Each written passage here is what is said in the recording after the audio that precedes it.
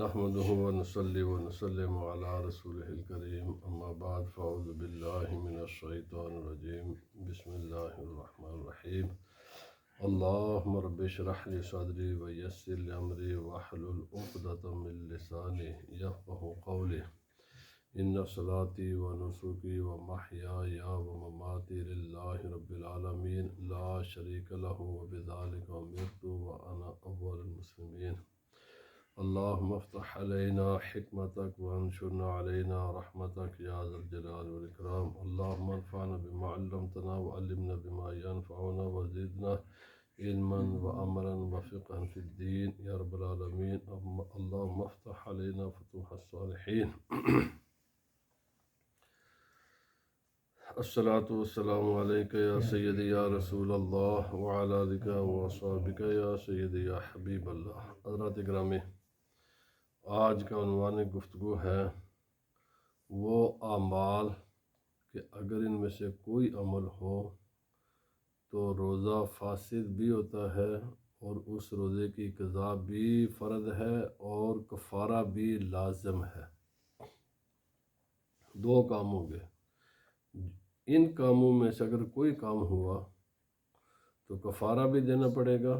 وہ کفارہ کیا ہے انشاءاللہ اس کا بیان آئے گا، اور یہ اس روزے کی قضا بھی کرنے پڑے گے۔ یہ تقریباً 22 کام ہیں، 22 ایسے کام ہیں۔ اگر ان میں سے کوئی آدمی ان میں سے کوئی بھی کر لے تو کفارہ اور قضا دونوں لازم آتے ہیں بندے کے ذمہ۔ پہلا یہ ہے اذا فعل الصائم شيئا منها طائعا متعمدا، کہ روزے دار ان کاموں میں سے کوئی کام کرے مرضی کے ساتھ، خوشی کے ساتھ، مثلا اسے کوئی مجبور نہ کرے، اور انٹینشنلی نیت کے ساتھ کرے، بھول کر وہ یہ کام نہ کرے، تو پہلے یاد رکھ لیں دو چیزیں کہ اس میں خوشی ہو، رضا کا معنی پایا جائے، اور نیت ہو غیر مضطر، کوئی اسے مجبور نہ کرے، تو لازمہ القضاء والکفارہ، تو اسے کفارہ بھی لازم آئے گا، اس روزے کی قضا بھی لازم آئے گی۔ وہی الجماع فی احد السبیلین علی الفاعل والمفعول بہ، پہلی چیز جو کفارے کو لازم کرتی ہے وہ ہے جماع، عمل زوجیت، کسی بھی راستے میں ہو، آگے والے راستے میں یا پیچھے والے راستے میں، جائز ہو یا ناجائز ہو، کیونکہ اس کا میں نے کل بھی عرض کیا تھا، جب مسائل فقہی ہوتے ہیں تو اس وقت جب ایک مسئلہ بیان ہو رہا ہوتا ہے تو صرف وہی مسئلہ اس سے مراد ہوتا ہے، جواز عدم جواز کی وہ الگ معاملات ہیں۔ روزے کی حالت میں کوئی آدمی یہ عمل کرے، آگے کرے پیچھے کرے، فاعل ہو، کرنے والا ہو، یا جس کے ساتھ کیا گیا ہے، ان دونوں پر کفارہ بھی لازم آئے گا، قضا بھی لازم آئے گا۔ والاکل والشرب، دوسری چیز ہے کھانا پینا، سواء فیما یتغذی بہ، کھانے پینے میں یہ دونوں چیزیں برابر ہیں۔ جو چیز کھائی گئی ہے اس کو بطور غذا استعمال کیا جائے، یعنی غذا کی نیت کے ساتھ انسان جیسے جسم میں قوت پیدا ہوتی ہے، یا وہ چیز ہو کہ غذا تو نہ ہو لیکن بطور دوا استعمال ہوتی ہے، تو جو غذا اور دوا کے طور پر چیز استعمال ہوتی ہو اس کے کھانے سے کفارہ بھی لازم ہے، قضا بھی لازم ہے۔ وابتلاع مطر داخل الی فمہ، بارش ہو رہی ہے اور آدمی نے اپنے منہ میں پانی کھینچ لیا، تو اس سے قضا بھی لازم ہوگی، کفارہ بھی لازم ہوگا۔ اسی طرح کچا گوشت، چاہے وہ پختہ ہو یا کچا ہو، مثلا ان کوکڈ گوشت وہ آدمی کھا لے، یا چربی ہو۔ یس، اگر گوشت سڑ گل گیا ہے، اسے بدبو آ رہی ہے، اس میں کیڑے پڑ گئے ہیں، یہ ایسا گوشت کھانے سے روزہ تو ٹوٹے گا لیکن کفارہ نہیں ہوگا۔ لیکن وہ گوشت کہ جو ابھی گلا سڑا نہیں ہے، اس میں بدبو پیدا نہیں ہوئی، اس میں کیڑے وغیرہ نہیں پڑے، چاہے انسان کچا کھائے، چاہے انسان کوک کر کے کھائے، پکا کر کھائے، اس سے کفارہ بھی لازم آتا ہے، اس سے قضا بھی لازم آتی ہے۔ اسی طرح ڈرائی گوشت کو ڈرائی بھی کیا جاتا ہے اور بڑے عرصے تک اس کو محفوظ کیا جاتا ہے، ڈرائی گوشت۔ تو ڈرائی گوشت بھی کھانے سے کفارہ اور قضا دونوں لازم آتے ہیں۔ گندم یا جو، اسی طرح چاول، مکئی یا اس قسم کی دالیں، یہ ساری چیزیں اگر انسان چبائے اور نگل لے تو قضا بھی لازم ہوگی اور کفارہ بھی لازم ہوگا۔ اسی طرح یہ جو نٹس ہیں، یہ تمام قسم کے نٹس جو انسان عموماً یہ ڈرائی فروٹ ہوتا ہے، اس کو کھانے سے دونوں چیزیں لازم ہوں گی، تمام اقسام کے نٹس وغیرہ۔ مٹی، وہ مٹی کے خصوصاً مٹی دو قسم کی ہوتی ہے، ایک وہ مٹی ہوتی ہے کہ جسے بچے بڑا کھانا پسند کرتے ہیں یا خواتین کھانا پسند کرتے ہیں، اسپیشلی جب کسی کے جسم میں آئرن کی کمی ہوتی ہے تو عموماً بچے مٹی کی طرف بھاگتے ہیں، یا خواتین بھی، بڑے بھی کھاتے ہیں مٹی۔ اور مٹی ایک ہوتی ہے بڑی ریتلی سی گندی سی، وہ مٹی نہیں ہے جو لوگ جس میں خوشبو سی ہوتی ہے کھانا کھاتے ہیں، جس کو ملتانی مٹی ہم کہتے ہیں۔ تو اس قسم کی جو مٹیاں ہیں، وہ چکنی سی مٹی جو جس میں خوشبو سی، سمیل اچھی سی ہوتی ہے اور لوگ کھانا اس کو پسند کرتے ہیں، یہ شکر الحمدللہ ابھی چونکہ کافی تبدیلی آئی ہے دنیا میں، یہ بیماری ختم ہوئی، ورنہ یہ عموماً بیماری تھی مٹی کھانے کی۔ تو مٹی کھانے سے، اب یہ مٹی کا میں نے پہلے عرض کر دی، جائز ناجائز ہمارا بھی یہ عنوان نہیں ہے، بس ہم صرف یہ کہتے ہیں کہ مٹی کھانے سے روزہ ٹوٹ جاتا ہے۔ اور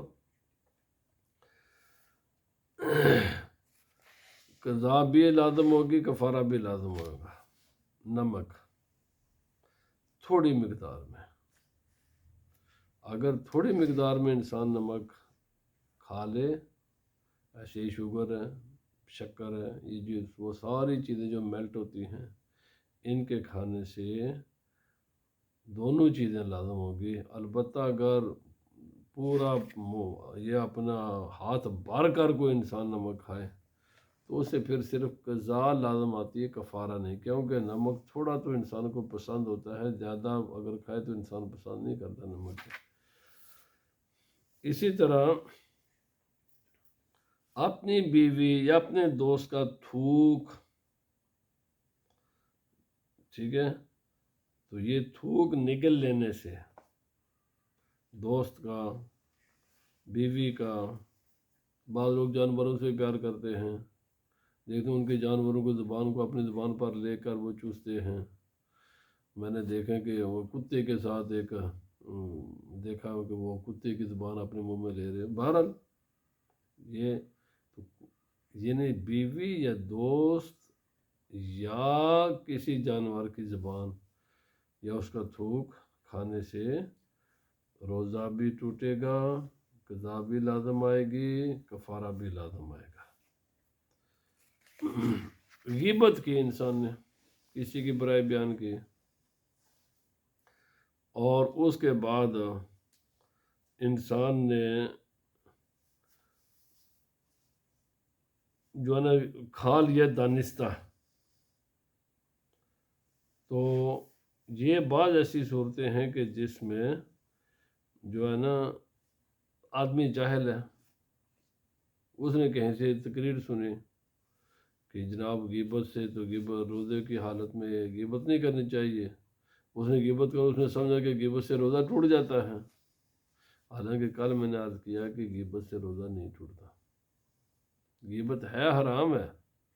لیکن غیبت سے روزہ ٹوٹتا نہیں ہے۔ تو اسی طرح حجامہ کے بعد یا اسی طرح انسان نے کوئی شہوت وغیرہ کے ساتھ اپنی بیوی کو چھوڑا اور کچھ انزال ہو گیا اور بات سمجھا کہ میرا تو روزہ ٹوٹ گیا ہے، اور پھر کھا پی لیا، یعنی وہ ساری صورتیں۔ اسی طرح اپنے مونچھوں کو تیل لگایا اور اس کے بعد کوئی تھوڑا سا سمجھا، بندے نے سمجھا اچھا میں نے تیل لگا لیا تو میرا تو روزہ ٹوٹ گیا ہے، حالانکہ مونچھوں کو تیل لگانے سے روزہ نہیں ٹوٹتا۔ یا کہیں سے کوئی مسئلہ سن لیا، کسی بندے نے سمجھا کہ یہ عالم کا فتویٰ ہے، اور وہ فتویٰ سن کر بندے نے کوئی غلط مسئلہ اس کو معلوم ہو گیا، بتا دیا کسی کو، یا کوئی ایسی حدیث پڑھ لی یا کوئی ایسا واقعہ پڑھ لیا، اور اس کو سمجھنے میں اس نے غلطی کی اور اس غلطی کی وجہ سے کھا پی لیا۔ کوئی ایسی حدیث، تو یہ ساری اگر سمجھنے میں غلطی کر کے کوئی کھا پی لے تو کفارہ نہیں ہے، لیکن اگر اس نے مسئلے کو سمجھا بھی حدیث پاک کو سمجھا بھی ہے صحیح طریقے سے، اور اس کے باوجود وہ کھانا کھا لے گا یا کوئی عمل کرے روزے کے منافی، تو کفارہ بھی لازم ہوگا، قضا بھی لازم ہوگی۔ لیکن اگر اس نے، کیونکہ یہ میں شرع کی طرف سے اس پر کہ اس بندے نے غلطی کی ہے، اسی لیے ہم نے بار بار ہم کہتے ہیں شرعی مسائل میں اپنی من مانیاں نہ بندے کریں، اپنے دماغ کے مطابق عمل نہ کریں۔ جس مسئلے میں بھی کوئی ابہام ہے، انسان کا ذہن کلیئر نہیں ہے، کیونکہ بہت سے میں دیکھتا ہوں بہت سے ایسے کام لوگ کرتے ہیں، ان کی اپنی سوچ کے مطابق وہ درست کر رہے ہوتے ہیں، شریعت کے مطابق وہ کام غلط ہوتا ہے، کیونکہ لوگوں کی عقلیں محدود ہیں، لوگ شریعت کے تقاضوں کو سمجھتے نہیں ہیں۔ ہر روز ہم کسی نہ کسی کو بتا رہے ہوتے ہیں بھائی یہ ایسے بات نہیں، ایسے کرو، کیوں؟ وہ اپنے ذہن کے ساتھ تو صحیح سوچ رہا ہوتا ہے۔ تو ایک تو بات یہ کہ یہ جو چھوٹے چھوٹے کلپس ہیں، یہ واٹس ایپ پر، آج کل جو کہ میڈیا کا، سوشل میڈیا کا زمانہ ہے، اس قسم کے باتیں، ان کی کوئی بڑی شرعی حیثیت نہیں ہے۔ ان کلپس کی بنیاد پر اپنے عملوں کی بنیاد نہ رکھیں، عمل جب بھی کریں تو کسی پراپر سالڈ صاحب علم عالم سے بات کر کے کیا کریں، ورنہ جو آسان ہے جو شریعت نے بتایا ہوا جیسے باقی نبی پاک صلی اللہ علیہ وسلم کی امت کر رہی ہے، بس اسی کو فالو کرتے جائیں، جیسے علماء کو دیکھ لیں جو کچھ وہ کر رہے ہیں اسی کے مطابق اپنا عمل بنائیں۔ اگر آپ نے کسی عمل میں ان کے خلاف چلنا ہے تو پھر بہتر یہی ہے کہ پہلے کسی صاحب علم سے اپنے عمل کے بارے میں پوچھ لیں کہ میں یہ عمل کر رہا ہوں، یہ شرعاً یہ ٹھیک بھی ہے یا نہیں ٹھیک۔ بہرحال اگر کسی انسان نے ایسا کر دیا، اس کے نظر سے کوئی کلپس گزرا، کوئی حدیث گزر گئی، کوئی ایسا فتویٰ گزر گیا، اور اس کو وہ سمجھا نہ، سمجھنے میں اس کو غلطی ہو گئی، اور اس کی بنیاد پر اس نے کوئی ایسا عمل کر دیا کہ جس کی وجہ سے روزہ ٹوٹ جاتا ہے، تو پھر اس پر کفارہ واجب نہیں ہوگا اگر جو اس انسان سے غلطی ہوئی ہے۔ لیکن اگر مسئلے کو صحیح سمجھ لیا، اس نے حدیث کو سمجھا ہے، اس کے باوجود بھی اس نے ایسا عمل کیا کہ جس سے روزہ ٹوٹ جاتا ہے، تو پھر کفارہ بھی لازم ہوگا اور قضا بھی لازم ہوگا۔ اور آخری بات یہ ہے وَتَاجِبُ الْكَفَّارَةُ عَلَى مَنْ تَابَعَتْ مُكْرَهًا، کسی آدمی کو شروع میں مجبور کیا گیا کسی ایسے کام پر جس سے روزہ ٹوٹ جاتا ہے، لیکن بعد میں وہ آدمی اس کام کرنے پر راضی ہو گیا، تو پھر کفارہ بھی لازم ہوگا اور قضا بھی لازم ہوگا۔ یہ اس صورت میں ہے صرف قضا کہ جب بعد میں بھی وہ مجبور ہی رہے، کیونکہ کئی ایسی صورتیں بن جاتی ہیں کہ انسان شروع میں تو پسند نہیں کرتا لیکن بعد میں راضی ہو جاتا ہے۔ کئی ایسی صورتیں ہیں، بس لوگ سمجھ لیں کہ بعض ایسی صورتیں ہوتی ہیں کہ شروع میں تو انسان اس بات کو ناپسند کرتا لیکن بعد میں بڑا خوش ہو جاتا ہے اسی کام سے۔ تو یہ کفارہ تب انسان کے ذمے سے لازم ہوتا ہے کہ وہ اینڈ تک اس کام کو مجبوری کے بنیاد پر کرے، کوئی اس کو فورس کر رہا ہے۔ اب فورس کرنے کی ڈیفینیشن، مجبور کرنے کی ڈیفینیشن کیا ہے؟ ہم کب کہیں گے کہ یہ آدمی فورس ہے، کب کہیں گے فورس نہیں ہے؟ تو فورس کی ڈیفینیشن یہ ہے کہ انسان کی زندگی کو تھریٹ ہو، یا اس کے کسی جسم کے حصے کو تھریٹ ہو۔ آدمی کہ میں تیرا دانت توڑ دوں گا، مجھ کو پتہ یہ توڑ دے گا میرا دانت، میں تیرے ہاتھ کاٹ دوں گا، پتہ یہ کاٹ دے گا، میں تجھے یہ کر دوں گا، پتہ ہے کہ انسان کو یقین ہے کہ یہ ایسا ہی کرے گا۔ یہ جو آج کل بعض صورتیں ایسی ہیں فورس کرنے کی، موجودہ لوگ یہ شریعت میں بعض چیزوں کو آج ہمارے سوسائٹی سمجھے یہ فورس ہے، حالانکہ کئی ایسی صورتیں ہیں کہ جو فورس میں نہیں آتی۔ تو فورس کرنا، مجبور کرنا کسی انسان کو، اس کی شریعت میں ڈیفینیشن ہے جس کی وجہ سے مسائل بدل جاتے ہیں۔ بہت سی ایسی شکلیں ہیں کہ جو فورس میں نہیں آتی، فورس میں تبھی آئیں گی کہ انسان یہ کہ میں تیرے سے بات ہی نہیں کرتا، تو بات نہیں کر، تو جا، مثلا میں تیرے بول چالی بند کر دوں، وہ یہ فورس نہیں ہے۔ کیا ہے فورس؟ تب ہے جب آپ کی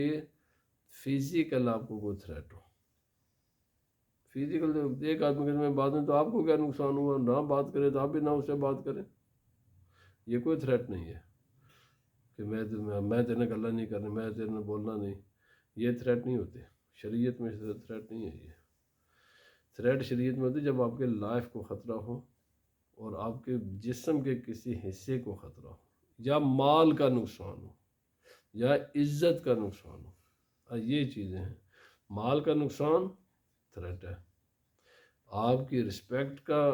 نقصان ہو، آپ کی عزت جا رہی ہو، تھریٹ ہے، آپ کی جان جا رہی ہو، تھریٹ ہے۔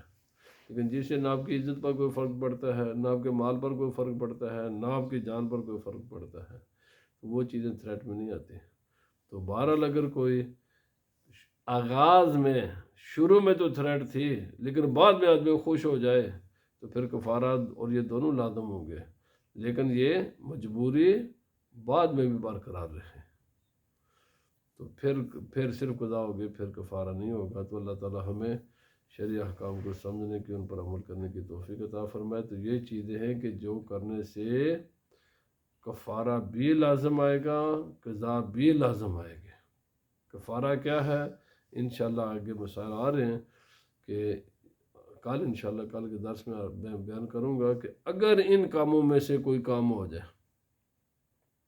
دو چیزیں بنیادی طور پر ہیں، انسان کی مرضی ہو، نیت ہو، پھر دونوں چیزیں لازم ہوتی ہیں۔ مرضی نہیں ہے پھر بھی کفارہ نہیں ہے،